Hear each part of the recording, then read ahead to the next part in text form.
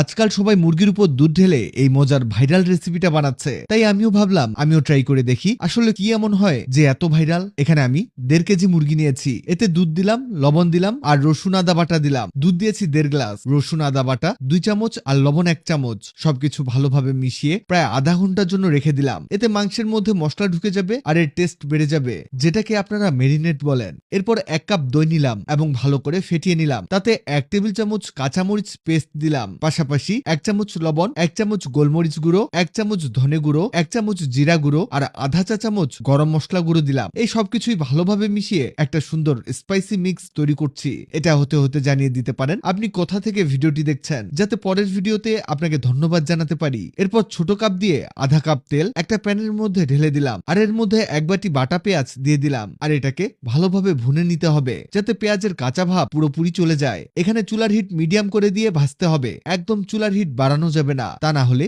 নিচের দিকে পুড়ে যাবে আর সম্পূর্ণ রান্না নষ্ট হয়ে যেতে পারে। পেঁয়াজ হালকা সোনালী রঙের হয়ে গেলে বুঝতে হবে কাঁচা গন্ধ চলে গেছে। তখন আমরা আগের দুধে মেরিনেট করে রাখা সেই মুরগির মাংসটাকে এতে ঢেলে দিব। এখানে কিন্তু মুরগিটাকে মেরিনেট করাতে এর মধ্যে ভালোভাবেই মশলা আর দুধ লেগে গেছে, যা এর টেস্টকে অন্য লেভেলে নিয়ে যাবে। এটা এবার আস্তে আস্তে রান্না করতে হবে, এখানে তাড়াহুড়ার কোনো কাজ নেই। যত আস্তে রান্না করবেন এর টেস্ট তত বাড়তে থাকবে। এটা হতে হতে জানিয়ে দেই, আগের ভিডিওতে কমেন্ট করেছেন বাগেরহাট থেকে রিম্পা বিশ্বাস, মানিকগঞ্জ থেকে রাজন, ঢাকা থেকে ফাহিমা আক্তার। আপনারা যারা কমেন্ট করেছেন আপনাদের ধন্যবাদ।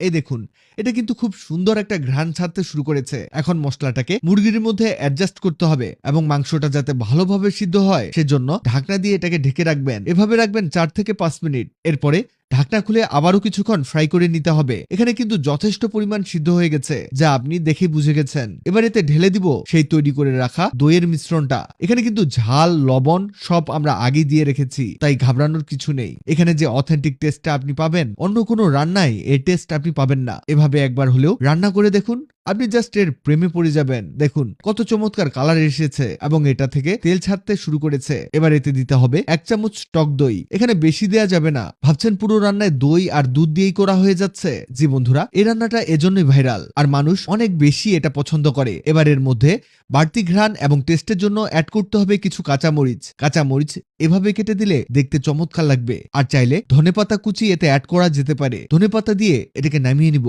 দেখুন এটা দেখতেই কত চমৎকার লাগছে, এর ঘ্রাণটাও চারদিকে ছড়িয়ে গেছে আর পেটে ক্ষুধা লেগে গেছে। এমন রান্না একবার না প্রতি বেলা খেতে ইচ্ছা করবে। আপনি যদি ভুল করেও একবার এই রান্না করে ফেলেন, দেখবেন পরিবারের সবাই আপনার প্রশংসা করছে আর আপনার উপরে খুশি হয়ে গেছে। ভিডিওটি হারিয়ে যাওয়ার আগেই টাইমলাইনে শেয়ার দিয়ে রাখুন। ভিডিওটি ভালো লাগলে লাভ রিয়াক্ট দিন। এমন সব তথ্যবহুল